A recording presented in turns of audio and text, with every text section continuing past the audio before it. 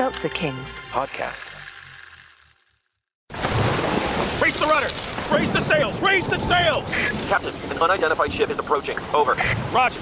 Wait, is that an enterprise sales solution? Reach sales professionals, not professional sailors. With LinkedIn ads, you can target the right people by industry, job title, and more. Start converting your B2B audience today. Spend $250 on your first campaign and get a free $250 credit for the next one. Get started today at linkedin.com/campaign. Terms and conditions apply. Hey, it's Paris. You know I love sparkly things, right? Like stars. Duh. And thanks to Hilton and AutoCamp, I just slept under them. Picture me serving looks by the fire outside my luxurious Airstream, making s'mores with the kids, while a national park is our backdrop. The great outdoors meets Hilton hospitality. That's hot. Explore all the new ways to stay at Hilton.com. Hilton for the stay. Yes, Gavin, I know he's problematic, but not as problematic as, let's say, I don't know, Jimmy Savile. Ass. The following podcast contains... You can't say goddamn on the air. Don't worry, nobody's listening anyway. Explicit language.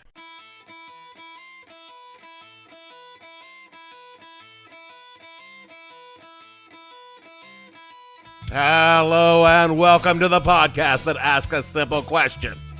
When you tried to do the moonwalk, and you knew you couldn't do the moonwalk, what the hell were you thinking? I'm your host, Dave Bledsoe, and this is episode number 560, Shamone Now edition of the show, where we talk about the king of pop and his incredible impact on the 1980s, before things, got weird. Stay tuned. The What the Hell Were You Thinking podcast is brought to you by Sequin Hut, because you gotta get your sequins somewhere. At the Sequin Hut, all we do is sequins. Was this the best business model? No, but here we are. At Sequin Hut, you can get any kind of sequin, fish scale, snowflake, flower-shaped gemstone, even regular old round-hole sequins, coming in any color imaginable. Sequin Hut offers our customers the finest selection of sequins at the best prices, no matter their sequin need. Be it sequins for a tacky jacket, tacky handbag, tacky pair of shoes, or even a glove you only wear on one hand. Are we saying pop music royalties shopped at Sequin Hut for their sequin needs? Legally we can't, but since he isn't around to say different, sure, that totally happened. Sequin Hut, want to make a shitty thing look shittier? Put some sequins on it. God, I gotta get out of this business. I have something I want to tell you. Yes, Michael? I'm not like other guys. That may be one of the great understatements of all time. While the sight of Michael Jackson in Thriller, his latest video, is indeed a spectacle, what sets him apart from the rest isn't the sight, it's the sound. 'Cause this is dead night, and no one's gonna save him from the beast of God's strike. You know it's dead. Whatever it is, more people have come to record stores like this to buy Michael Jackson's Thriller album than any album in the history of music. 25 million copies so far. Having 7 hit singles off of one album is unheard of. At least it was until now. But in order to understand just why Michael Jackson has become the most powerful force in the music industry since the Beatles, you have to look back. In the 1960s... Back in, I guess, around 1983 or so. Why are you so old? I was a happy little metalhead. Nothing made me happier than slapping on a Priest or Maiden or Scorpions album, turning the volume up so loud my ears bled while I thrashed my empty head hard enough to ensure future spinal problems. Ah, youth. Then, one afternoon, my little sister dared to demand that she be allowed to use the stereo for her music. Our parents had left us alone at home because back then parents just needed to go somewhere, anywhere, to get away from their fucking kids. Now, my sister, 4 years my junior, had never demonstrated any interest in music before, and to my undeveloped mind, the idea that she might have an interest in music was preposterous. And even if she did, that she might not enjoy the thundering drums and screeching hot metal guitar licks was beyond preposterous. Utterly impossible to believe. So I did what any big brother would do. I snatched the record out of her hands and I sneered down at it. And I knew it instantly. How could I not? The artist was everywhere. For I held in my hands the singular most popular album of 1982 and 1983 for that matter. Indeed, the entire 80s as it would turn out. Michael Jackson's Thriller. Pod friends, I cannot explain to you how offended I was by this. That someone that I shared 50% of my DNA, except I didn't know about DNA yet, would bring this pop music trash into my home? I think this is a personal affront. How dare she sully the stereo where I play classics of the metal genre like Kisses, Lick It Up, or ACD's Let Me Put My Love Into You with this melodic beat and lyrically driven radio music, and insist that she had just as much right to listen to Michael Jackson as I did to say Motley Crue, which she pointed out, if she recalled correctly, had a demonic symbol on the cover, and it would be a terrible shame if our parents should discover that carefully redacted fact. I knew exactly what she meant. Extortion? Oh, yeah, extortion. So I relented, turned the stereo over to her, and stalked off in a teenage huff to sulk in my bedroom. And as I fumed, clutching my treasured copy of Shadow of the Devil before returning it to its hiding place inside an old Statler Brothers double album, the strains of Beat It began to drift through the house, and I recognized the guitar solo. And it shocked me to the very core of my being, because the man playing that guitar was Van freaking Halen, man. And as I crept out of my room and stared down the hall, I began listening, and I found myself liking what I was hearing. I was liking Michael Jackson music. And pod friends, in 1983, that could only mean one thing. I'm gay! I didn't make the rules for being a little metalhead in the 80s. I just had to live by them. Which brings me to this week's topic. Not by being gay, I wasn't. That's not how being gay works. But how Michael Jackson took over pop music in the 1980s and became the biggest musical star in the goddamn world. This is part one of a two-part series, and this week we're focusing on the normal side of MJ, his rise to fame. I mean, I say normal, but that's a relative term when it comes to Michael, as we'll soon see. But first... Damn it, Dave. We got to talk about the man who made MJ possible in the first place. My father, Joe Jackson. Well, I was thinking in a broader sense. I'm thinking about the most influential name in modern music. Weird Al! Again, no, but yes, no. I'm talking about the man who made Motown, Berry Gordy. More specifically, we need to talk about Motown Records. Like every other damn thing in this stupid country, music was highly segregated for most of its history. Segregated meaning that black people made the music, white people stole the music and made money from it. Every genre of American music is either inspired by or heavily influenced by African-American culture. Bluegrass, Con. Music made in America. Yeah, even bluegrass, the whitest music in the world, is deeply influenced by black culture, not to mention the whitest instrument in bluegrass music, the banjo, came over with African slaves. And while Motown was not the first black-owned record label, it was by far the most influential. When Berry Gordy formed Tamla Records in 1959, he was already deeply connected to the Detroit music scene as both a writer and performer.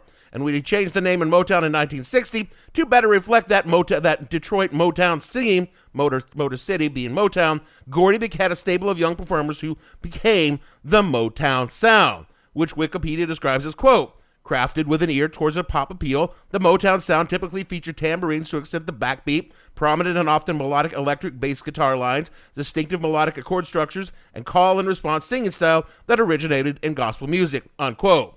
Gordy and Motown landed at just the right moment in time to bridge the chasm between black and white music as the boomer generation endorsed rock and roll in a big way, and the music business slowly recognized that this controversial sound was commercially viable. The list of acts and artists that Motown made famous is almost the early history of rock music, but the biggest change that Motown brought was instead of white label owners grifting and cheating black artists and depriving them of their just royalties for their work, Berry Gordy grifted and cheated black artists, depriving them of their just royalties from their work.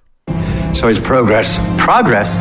Gordy was hardly the worst label owner for this, but he certainly wasn't one of the best. Nevertheless, the contributions of Berry Gordy and Motown Records cannot be underestimated. And while Motown's hit-making ability faded over the years, particularly after the label left Detroit for Los Angeles, many feel it was marked the decline of the label, it remained relevant well into the 90s. By the early 2000s, all of the notable Motown artists had left the label, no new talent was being brought on, and the label was purchased by Universal Music, primarily for its name and reputation. Motown spun back off to its own label and still produces artists today, but again, Nothing like it was in their heyday under Gordy, who, by the way, is still alive at 95 years old. And the reason I tell you all this is because in 1971, Motown signed a family act to the label out of Gary, Indiana, a quintet of brothers who would go on to score a string of hits throughout the 70s and launch a number of solo careers, including one member who so far surpassed his siblings that he became the defining face, voice, and style for pop music for an entire generation. Jermaine? Michael Joseph Jackson, born August 29, 1959, to Joe and Catherine Jackson in Gary, Indiana, the eighth of 10 children. Rebby, Jackie, Tito, Jermaine, LaToya, Marlon, Brandon, Michael, Randy, and Janet, which seems like a lot of kids, and it is, but they were doing it for Jehovah. There were actually 11 kids if you count Joe's side kid. Yes, you are sexually prolific. Named, and I swear to God I am not making this up, Giovanni Nakia Jabu Jackson. The entire family were gifted musicians. Catherine played clarinet, piano, and cello. Joe played guitar in a local blues band. All the children grew up playing instruments and singing, first in church and then later in local venues and halls. Man, can you imagine being the only kid in that family with no musical talent at all? Can't carry a tune in a fucking bucket, and every person in that family is a goddamn virtuoso. They just end up giving you that one weird gyro scratcher thing with the grooves in it where you just rub a stick along and it makes that scratching sound.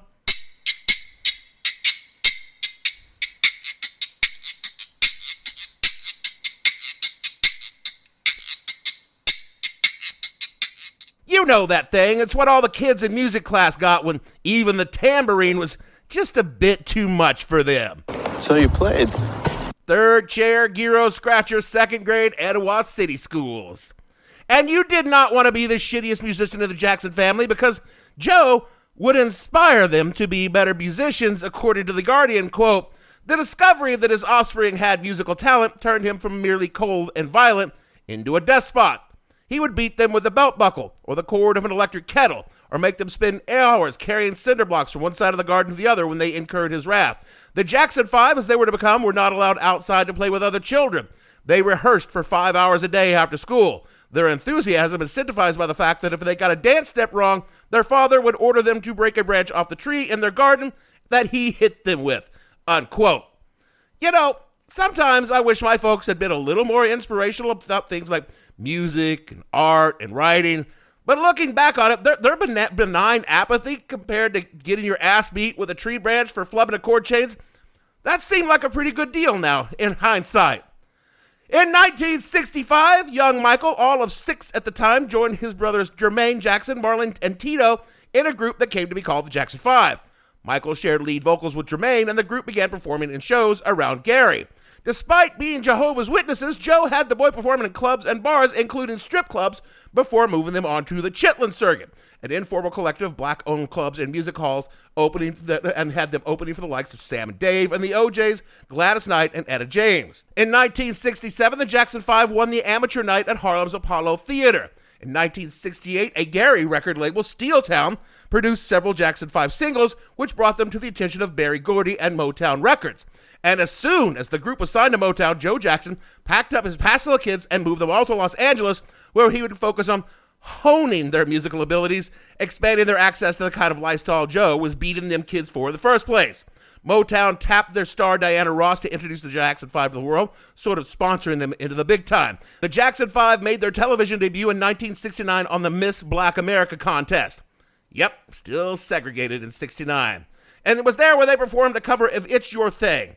I would love to play you a snippet of that performance, but the Jackson estate is notoriously protective of their copyrights, even with low-rated podcasts. So where normally I'd sneak a few seconds of the song and songs in here and there, I'm not getting taken down so you guys can hear 10 seconds of Beat It. The Jackson 5 scored their first #1 single in 1970 with the song I Want You Back, which stayed on the Hot 100 for a month. While the group was famous, it was clear early on that young Michael was the star of the group. He was Michael on the cover of the magazines. It was Michael that got asked the first questions during interviews. It was Michael the cameras hovered on while the group was on stage. You could imagine this kind of thing might cause a certain resentment in other members of the group. So happy for you. No jealousy at all. No, because imagining is all you can do, because the Jackson family has always maintained there were no ill feelings at all between Michael's supersized fame compared to their Happy Meal size fame. For those kinds of stories, you'd need to turn to various tell-all books by hangers-on and exes Only LaToya will admit to the massive riffs in over Michael's elevation to godhood had on the others, and only then because the rest of the family has all but kicked her out. By 1978, the Jackson 5 was winding down, meaning Michael was about to leave his brothers behind.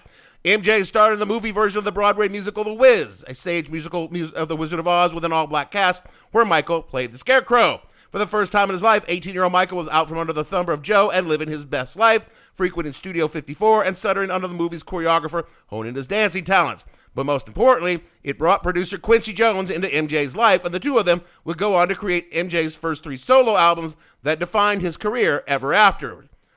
After the movie production, Jones and Jackson went into the studio to record MJ's first solo album, Off the Wall. Who fact-checked this shit? Well, okay, technically, MJ had 4 solo albums prior to Off the Wall, all with Motown, but those records were solo in name only. MJ had very little creative control over them and were more Jackson 5 than Michael Jackson projects. But Off the Wall, released by his new label Epic, was all MJ and, of course, Quincy Jones. Instead of the Motown pop, this album was more mature and musically complex than his earlier work. Pod friends, it took off like a shot. Went to number 3 on the Billboard album charts, had 4 top 10 songs, Off the Wall, She's Out of My Life, and the chart-topping singles Don't Stop Till You Get Enough and Rock With You, and won Michael a pair of American Music Awards. And as successful as this album was, it was little more than a prelude for what was coming. Because MJ was not satisfied with Off the Wall. Reportedly, he felt the album ought to have done better. So, when he went back into the studio for his follow-up, he wanted to make an album where every song on it was, quote, killer, unquote. Michael and Quincy went back into the studio and emerged with exactly that album. In November of '82, an album that had 7 top 10 singles, 2 of them with extended runs at number 1. An album that spent 37 weeks at number 1 on the Billboard album charts and has gone on to be the best-selling album of all time with over 70 million copies sold. 20 million more than the number 2 AC/DC's Back in Black. Its nearest 21st century competitor is Adele's 2011 album 21, which sold a paltry 18.1 million records, and 2025's top seller Taylor Swift's Tortured Poets Department at a mere 5 million. Now, modern comparisons are obviously unfair since the streaming market has taken over. However, Thriller has passed over 4 billion streams on Spotify alone. Michael Jackson racks up 9.5 million streams a day. And over Halloween, the song Thriller routinely cracks the Hot 100 every year. So I think it's safe to say that Michael accomplished his goal of making an album that was killer. Tonight. Shamone, indeed. But it wasn't just the record album that Michael redefined with his music. MJ took the progressive art of the music video. No, Dave. Point taken, I'll save that for next week. MJ took the relatively new art of the music video and turned it into a marketing machine. As we noted in episode 406... That's a plug. MTV had some, let's call it growing pains they had to overcome, some prejudice they had to get better along the way. Because black artists were not played on MTV. They weren't banned from MTV. MTV just said, black artists don't play the kind of music that we play on MTV. That was until Michael Jackson came along. The videos for Billie Jean and Beat It were in heavy rotation on the channel, and literally Michael broke the color barrier on MTV. And then, pod friends, came Thriller. Before Thriller, music videos were basically 4 minutes of concert footage interspersed with some cutscenes of the band doing crazy shit. If there was any art to them, it was purely secondary to the primary purpose of showing the band playing the song. Thriller took all of that, tossed it in the shitter, and came out with a 14-minute mini-movie with Hollywood production values, a Hollywood director, and Hollywood special effects. And all of this for a video that the label was at best lukewarm to make in the first place. The album was almost a year old by the time the video was released, and it already had 6 hit singles, and the title track, which had gotten airplay but not a single release, was over 6 minutes long, outside the common wisdom of 4 minutes for a hit single. Over 30 million people had already owned the album, and the execs at Epic Records considered the album peaked and were already looking forward for a follow-up, so they only offered up a measly $100,000 for making this video, and did that only because they'd made so much fucking money already. The remainder of the $500,000 budget was ponied up by the director John Landis and Michael himself. It never should have worked. By any measure of the music business, then and now, the whole idea was insane. So naturally, it exploded into something way bigger than anyone, probably even including Michael, thought that it would. It doubled the album sales. It sold 10 million VHS copies of the video and a making-of documentary. It swept the 84 Music Awards, winning Viewer's Choice, Best Overall Performance, and Best Choreography, and was nominated for Best Concept Video, Best Male Video, and Video of the Year. The Thriller video is an episode in and of itself, and maybe someday I will do it. I don't know. Maybe I'll release it for the Spooktacular this year. And then, and only then, did MJ go back into the studio in 85 to work on a follow-up. Once again, Michael and Quincy went to work to do the impossible. Follow up the greatest selling album of all time with something as good or better. Spin magazine wrote in 1987, quote, "He's afraid to finish the record," says an associate of Jackson's. "The closer he gets to completing it, the more terrified he becomes of the confrontation with the public. Quincy Jones could only keep him protected from it for so long that he leaves the studio and is there. He's reminded that everyone is waiting for his record, and he goes into a shell and he's frightened," unquote. I mean, how do you follow up fucking Thriller? Can't be done. And pod friends, it wasn't done. But they came so fucking close. And in one way, they surpassed Thriller. Bad debuted at number 1 on the Billboard album charts August 31st, 1987, and sold over 2 million copies on day 1. It is the only record album in history to have 5 number 1 single and a 6th top 10 single on it. It sold 35 million albums, was nominated for multiple Grammys, and only lost because 1987 was a strange year in music. I mean, Jackson lost to U2's Joshua Tree.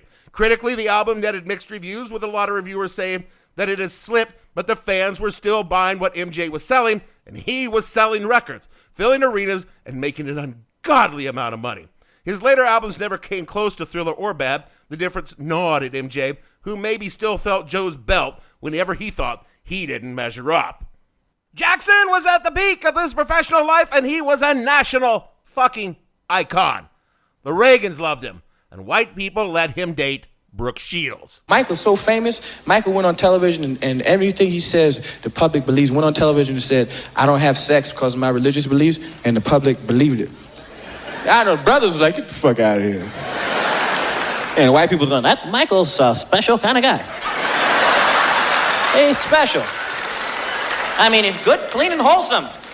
Y'all believe it. You know how I knew y'all believed it? Y'all didn't get mad when he took Brooke Shields to Grammys. Nobody white said shit.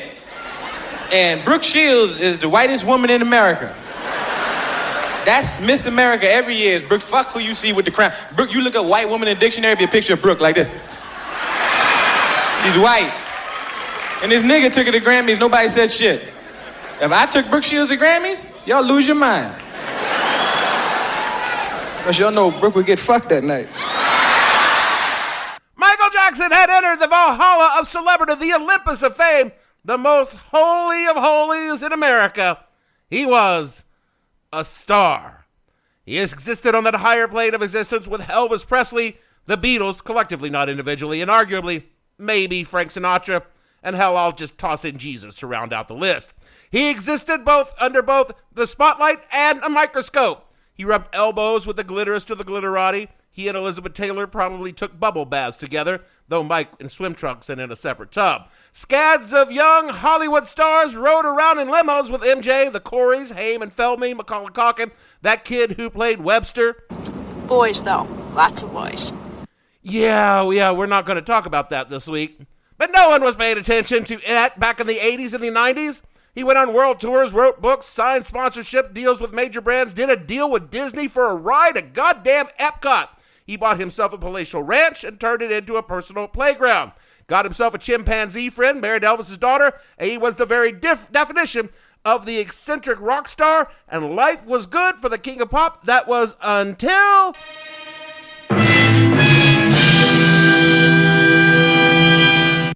Yeah. People started noticing that Michael was changing. It just seemed like, well, it was just, I don't want to just come out and say it, but... Is he black or is he white? After that, people started noticing a lot of other things they might have overlooked before, Michael started changing himself. And people started to have some questions about things. And we'll talk about those questions and, yes, the uncomfortable answers when we do part 2 of Michael Jackson next week. This episode is brought to you by Nespresso and Samra Origins by the Weekend Coffee Collection. Introducing Samra Origins. My collaboration with Nespresso is a connection to my roots, to my mother, Samra. Coffee that hits the right notes. It transports you. Crafted with unique notes and bold, soaring flavors. Experience a taste that moves you. Nespresso and Samra Origins. Discover more at Nespresso.com. Streaming now on Peacock. We sell toilet tissue and local newspapers. That is in order of quality. From the crew that brought you The Office. My name is Ned Sampson. I am your new editor-in-chief. Comes a new comedy series. Have you read this paper? Uh-huh. It sucks. But we are going to make it better. Meet the underdog journalists. I hope it's not too disruptive to have me shake everything up. Don't be so self-defecating. With major issues. Oscar. Oh, God. Not again. The Paper. Only on Peacock. Streaming now. That is it for the show this week. Yeah, I'm pretty proud of myself. I got through the entire show without mentioning certain things that I'm trying to say for the next week. I mean, I might have alluded to them obliquely. I'm not made of stone, people. But for the most part, I managed. Oh, but next week, pod friends, well, we're going to get into all the weird shit Mike did. And yes, that means we're going to talk about that. So forewarned is forearmed. Speaking of forewarning, rate and review the show so others can find us. Take a listen and remember that they were forewarned about it when you told them what it would be like. Kick us $1 at patreon.com/whatthehellpodcast. We use that money to buy Gavin a new sequin glove. Do all the things that Jeremy tells you to do in the closing credits. Otherwise, he will moonwalk all up and down my ass. And so for me, Dave, Annie, are you okay, Bledsoe? Producer? Really? They just repeat the same lyrics over and over again for the chorus? Gavin, and all the fictional Jacksons on this show, we want to say, you've been struck by a smooth, I don't know, what's the funniest thing I can say after that? A smooth anal probe? Probably not. You know what? Never mind. We'll see you all next week. Okay, would you tell us if you're okay? There's a sign in the window that he left you. You should know Annie. Then he came into the apartment, there were blessings on the carpet. And he ran into the bedroom, struck down, started doing. Annie, you're okay, are you okay, Annie?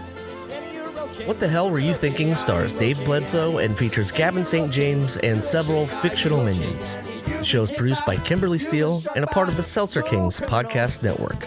You can find more information on the show on their website, whatthehellpodcast.com, or on Facebook as What the Hell Podcast. Thanks for listening. I have no ending for this, so I take a small bow. Excuse me, miss. What color is Michael Jackson? Seltzer Kings Podcasts.